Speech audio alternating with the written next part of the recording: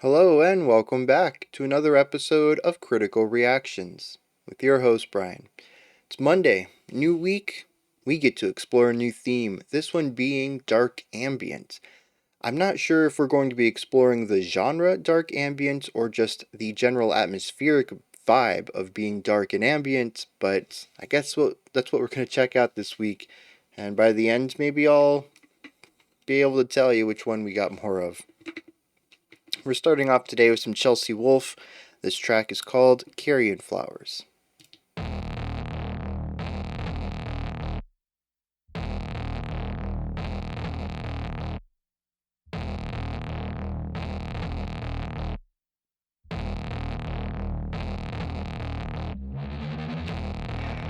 If we follow the pattern of the beats, we have a 9-beat phrase.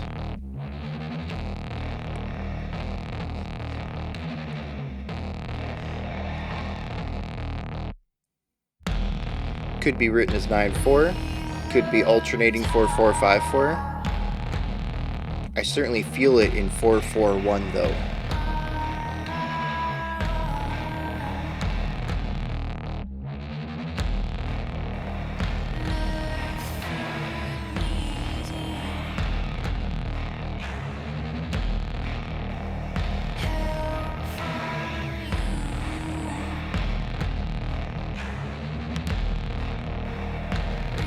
Definitely feels like a track that you just need to crank the volume up and feel, physically feel.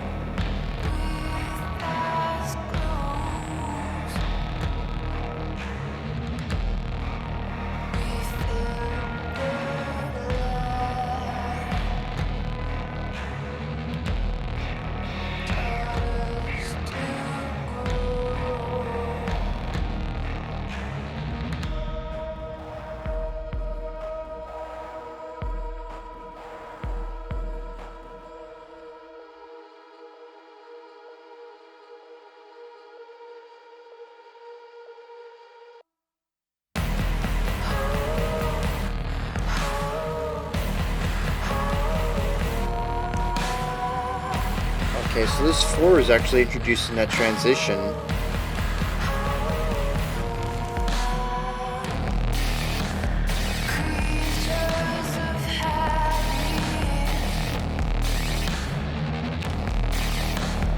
Okay.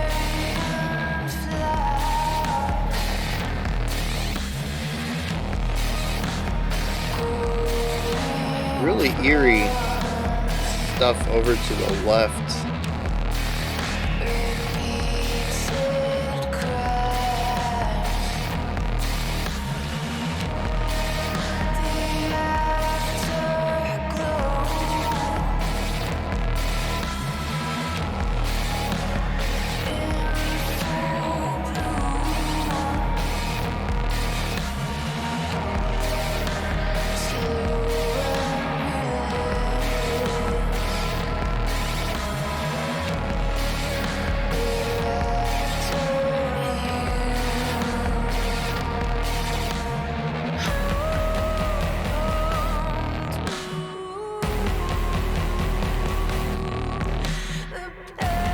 I love how there's that moment of breath, the spaciousness.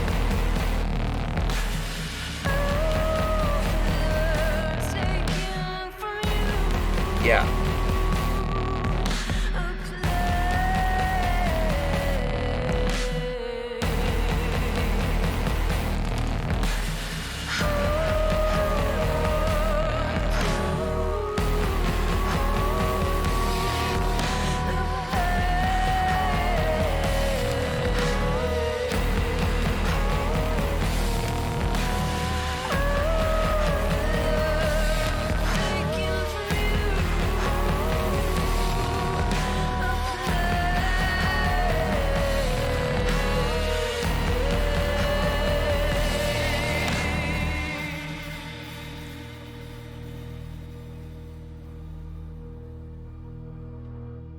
I like that overlay right there, where it had the birds on top of the asphalt.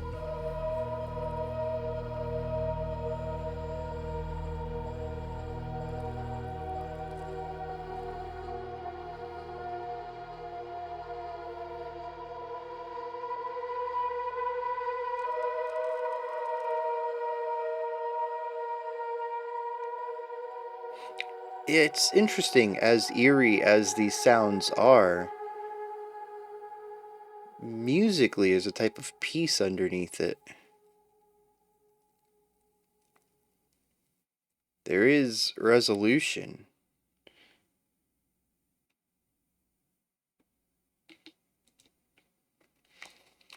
Just real quick, I was talking about that visual effect there with the shot of the birds overlaid on top of a series of other things, but specifically during the asphalt shot, because the birds sort of at that moment reminded me of film grain, and at for a second I didn't realize it was birds. I thought it was just grain, a little bit of dirt grime on the footage reel, so to speak. And no, it's actually birds. And I thought it was really cool to kind of have that double meaning right there, visually. On to the music though. So the track starts out in 9, which is really off-putting because it's not, like I mentioned, I feel it in 4/4/1. It feels like we get a bar 4/4. We get another bar 4/4, which complements it, and then there's just a random beat of silence at the end of this rather generic 8-beat phrase. 2 bars of 4/4 is pretty typical, but then they just inject a bar of silence at the end, and it feels like it doesn't belong there. And we continue along with this idea, and when the vocals come in, they feel just as odd about it.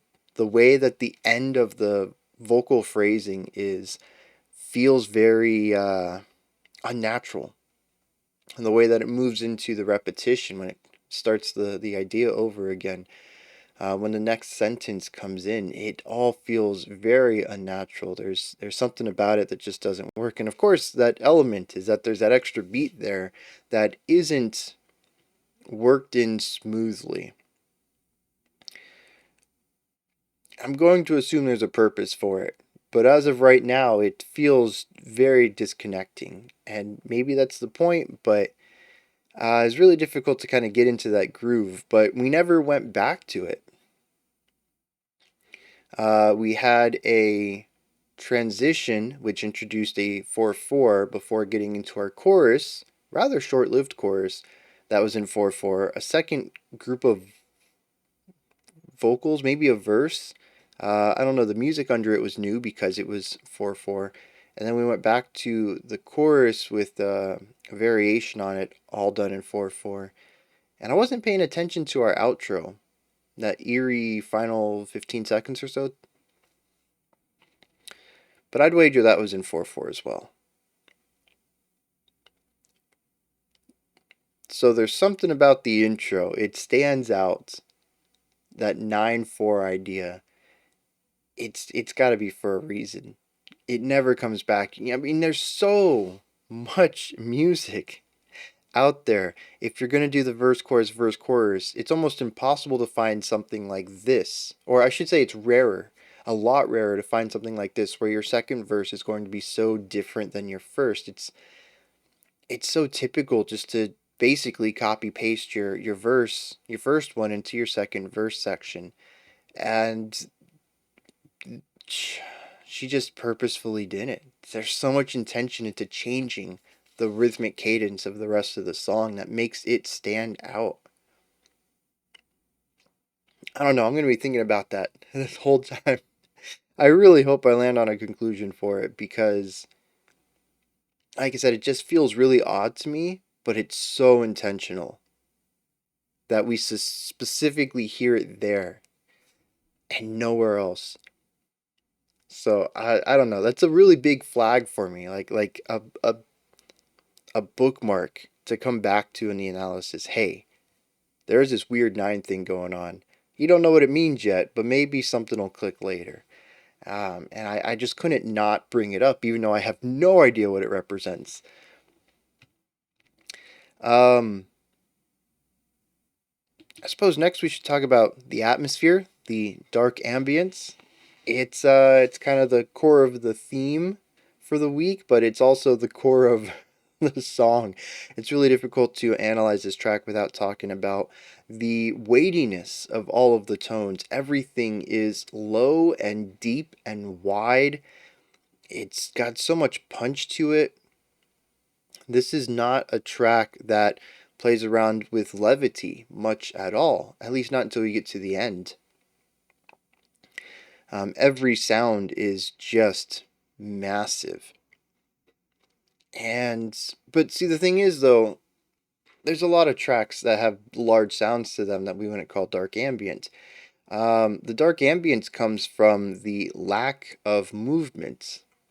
It really isn't until we get to the chorus, when we get that driving eighth note idea, that we actually have any forward momentum. A lot of this track resonates in the idea of just hanging on to a note until it's ready to dissipate, until it's ready to move on.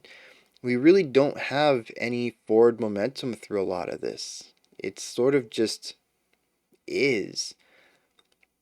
But that's also primarily what happens in the sound that is front and center. If you ever listen out to the outsides, there's usually some sort of extra instrument, or I should say sound, because I think it's all synths. Though I could be wrong about the driving sound in the chorus. That could be a bass, maybe a guitar, but I think it's also equally plausible. It's a synthesizer, a keyboard. Um, there's just so much production going on in the sounds. It's really difficult to tell what the original timbre was. And the end result here sounds very electronic, maybe erring closer to industrial, which even when we talk about industrial, sometimes they're using keyboards, sometimes they're using guitars and bass, but the end result is something so divorced from the original sound. Oh, it's just really difficult to tell in this situation. Um, so I'm just going to call them sounds because I'm not sure about any instrument being utilized. You listen out to the outsides though, and there's usually a sound. Sometimes it's only on the left, sometimes it's only on the right, sometimes it's both. That is providing a little bit of extra movement. Instead of whole notes and tied whole notes, you could also be looking at some quarter notes, still not moving quickly. You're not going to find eighth notes or 16th notes in here, but it moves a little bit faster, but it always finds pitches that are dissonant or frictional against the core sound that we have in the center, which itself, only being a single note, if I remember correctly, still has an aggressive sound to it from the heavy compression and distortion placed on it. There is a rumble under our main centered sound that provides an antagonistic element to the whole song. It's aggressive in a way, but it's sort of a muted aggression, less so than take death metal, which tends to have screaming and loud sounds and fast playing, which all kind of wraps up into an overall type of aggression.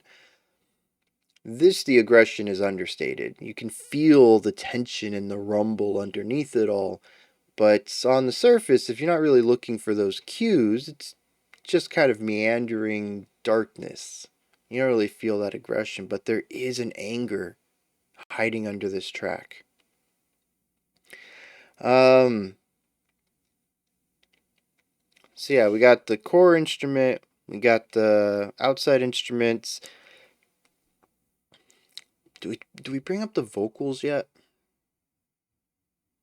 I want to stay on this idea actually real quick about this aggression, because I do feel it comes out in the chorus.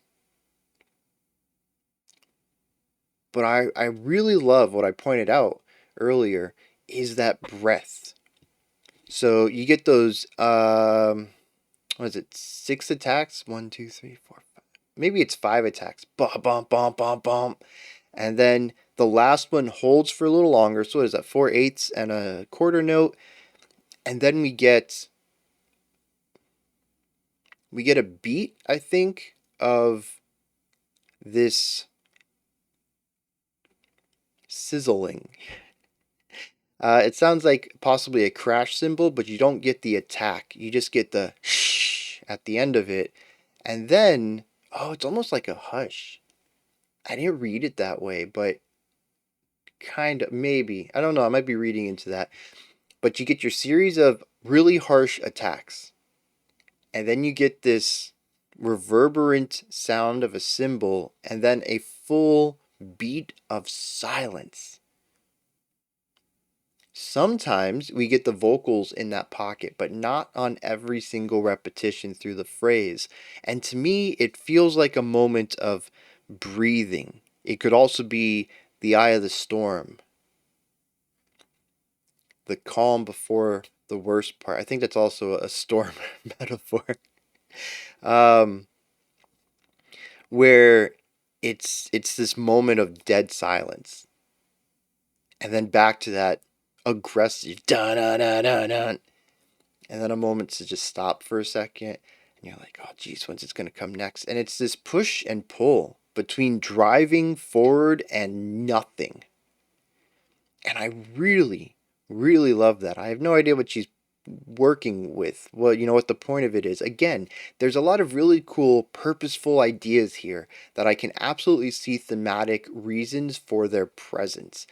Not a lot in here, I think, is designed music first.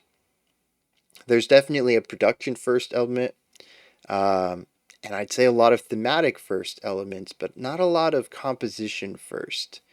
Where the primary purpose of the idea is based in theory.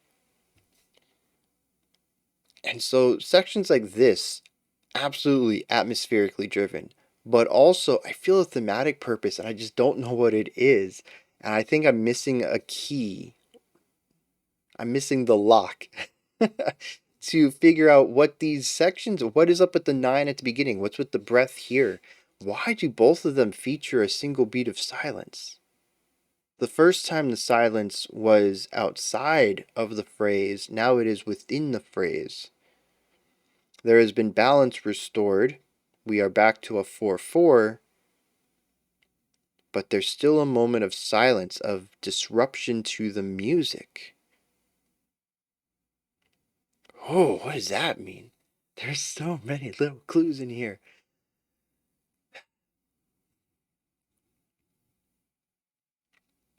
All right, I think it's time to bring up her vocals. If the whole song has this haunting, ethereal heaviness to it, ethereal heavy, is that a thing, Brent? Are you sure you want to go with that? I'm going to say yes, but I jumped the gun a bit.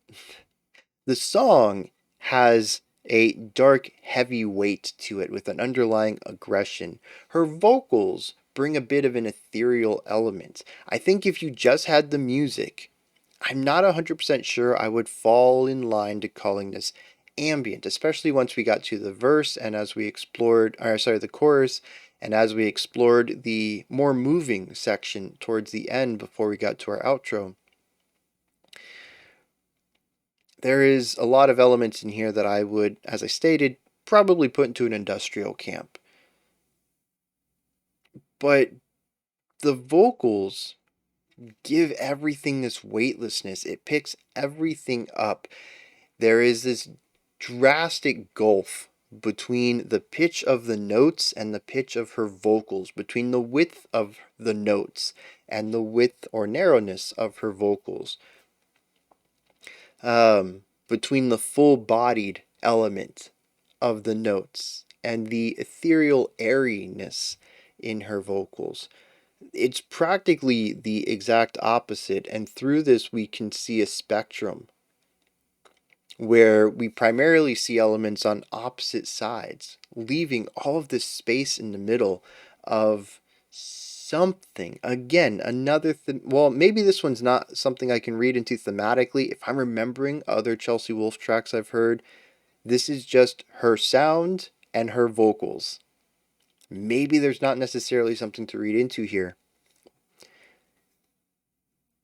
But I do find it really interesting. Space. Space is such an important part of this track. When we open, we have a bar of emptiness, or sorry, a beat of emptiness separating our 8-beat phrase. Further into the song, we continue to have this beat of emptiness, just it's within the phrase. It's part of the phrase now, but it's still space. And so this gap between the vocals and the rest of the music also creates a type of space and emptiness. Maybe it's all tied together. Maybe I'm squinting too hard. I don't know yet. But there's just so many little details here that I'm fascinated with.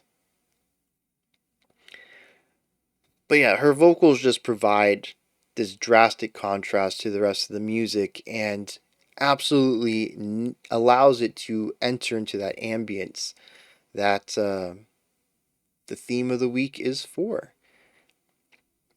It's really interesting how one single instrument can drastically shift the way that I view a track. But the vocals absolutely do that here. And if the vocals were done in any other style, I think it would probably come off more as an industrial track.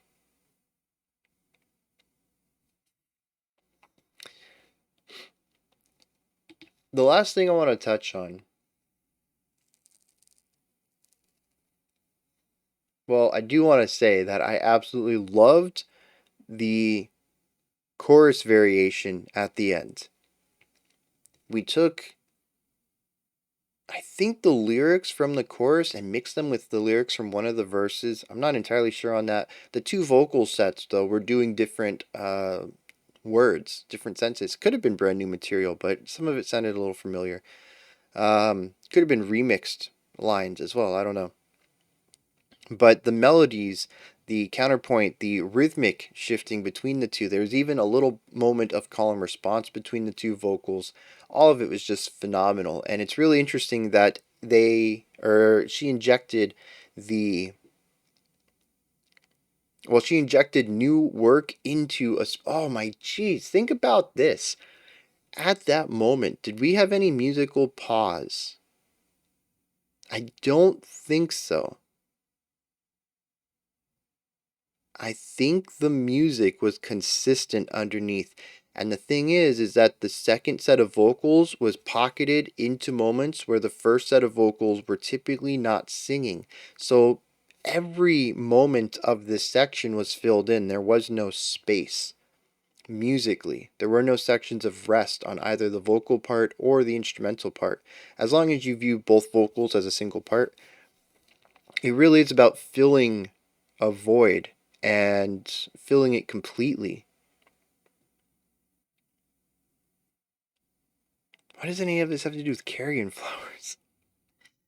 But I do see this concept of finding out how to make something whole in the music.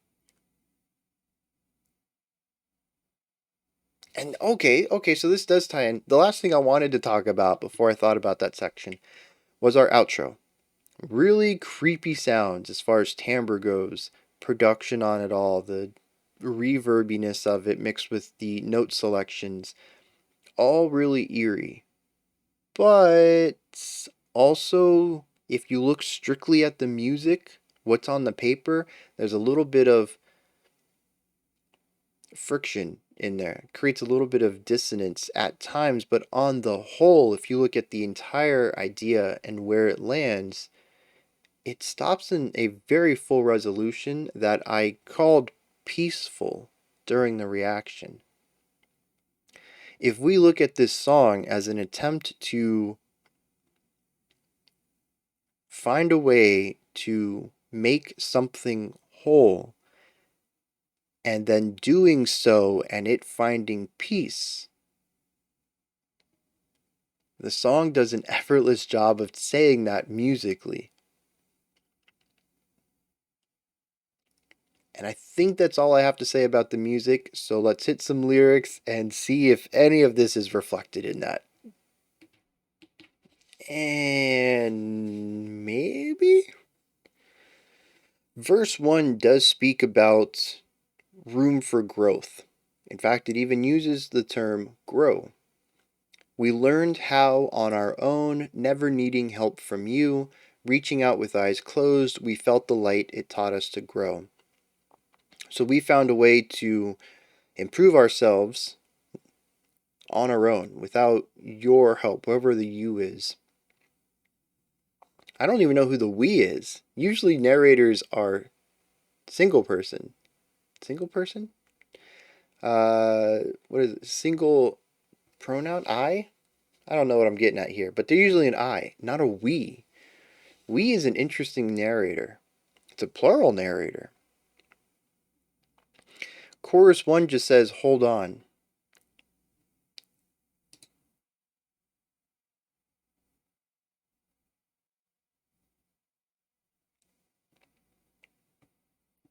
The annotation says that carrier flowers beg their victims to hold on so they can survive longer, causing suffering to the host.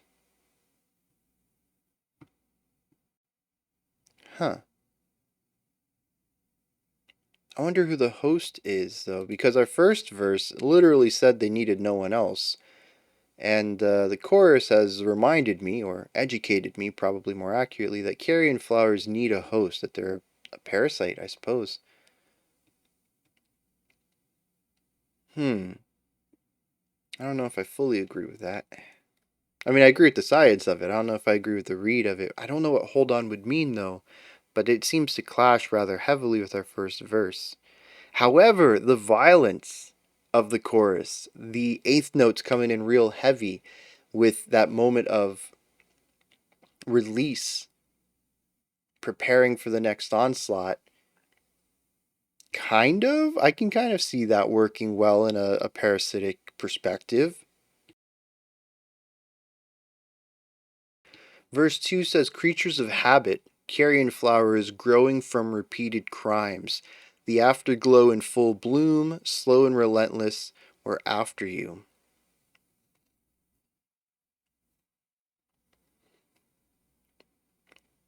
So carrion flowers have to consistently find new hosts to, I mean, honestly, torture. Most parasites are not very kind to their hosts.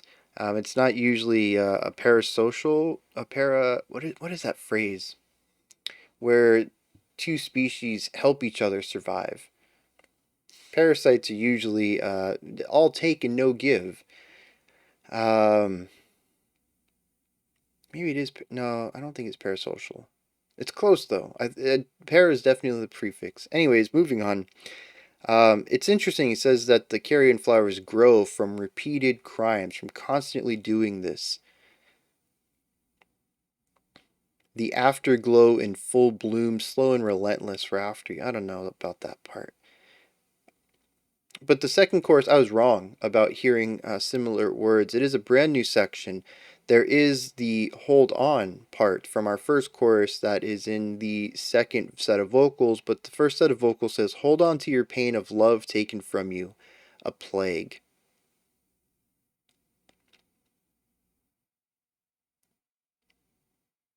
And see, this is the first time I think we really break hard from the metaphor of the carrion flower and push this into something that I think is more relatable and metaphorical.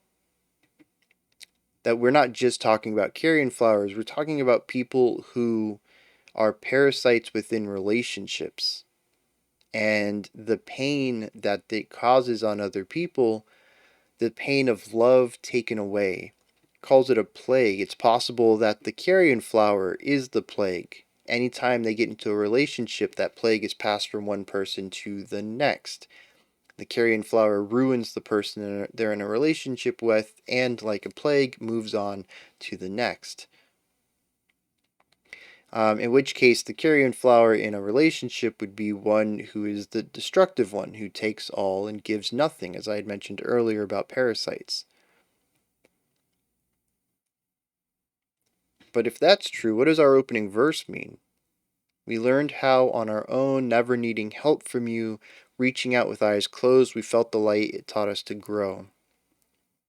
Unless this is saying how the concept of being toxic in a relationship is a learned behavior of singularity. We learned how to be toxic and on our own. We didn't reach out to people and they told us, hey, you should gaslight in your relationship. We kind of learned that that's what kept people around by trial and error. We reached out with our eyes closed. We reached for answers or tools without looking. We just grabbed whatever we found. Possibly.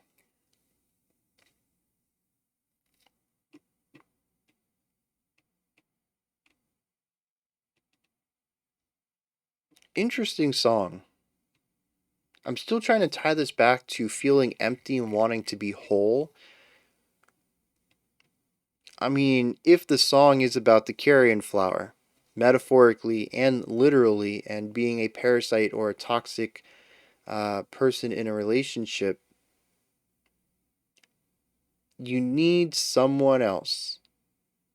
Parasites can't live without hosts. Toxic people, if they're alone, have to be toxic to themselves, which is usually not something I would assume most people want to deal with. They need a target outside of themselves, right?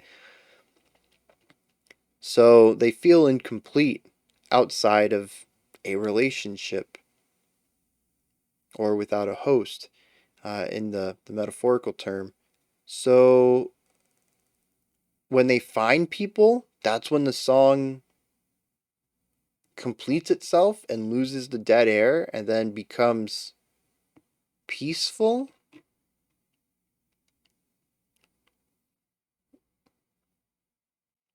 If so, the song is a really great way of representing this idea that they're looking at. Relationshipinal parasites? Relation Parasitic relationshipers. I don't know a good term for that. Um but it's also a really sad and tragic track because it so perfectly reflects their cycle. And where they feel most at home is being a host and the destruction that that causes, and having possibly no remorse for the other side or for the damages they're causing. No sympathy for the other side, I should say. I don't know. I dug way too far into those lyrics. There's a couple of annotations that I didn't find were really helpful to my perspective on it. Not saying that they're wrong. I'm not even going to say I'm right. But they didn't work well with my perspective. So it could be I'm a little off on this, which I kind of hope so because I'm not a huge fan of the song. If this is what it is, um, and that's just because it is kind of dark and heavy, and I don't want to say revels in this perspective, but it certainly condemns it with the words. It talks about pain, talks about plagues, um, crimes. It's definitely not optimistic about whatever they're talking about, but I'm also not a big fan of listening to songs just about toxicity. Just leave it at that. Those are my thoughts on Chelsea Wolfe's Carrion Flowers. What did you think? Let me know your thoughts, opinions, perspectives, any of it down in the comment section. Above that, head into the description box. In there, you'll find a link to Linktree. It takes you here. You can find ways to support the channel, links to my music, a link to the Discord server, and so much more. Above that, if you could, like, subscribe, and ring the bell. I greatly appreciate all three. We have a special selection coming up next. Otherwise, I'll be back tomorrow, 5 p.m. Eastern Standard Time, 9 p.m. UTC as usual. We'll continue on with this week's theme of dark ambient, as well as checking out another special selection. Until next time, remember to be critical, not cynical, of the music you listen to, and have a fantastic morning, afternoon, or evening, whenever you choose to watch my videos.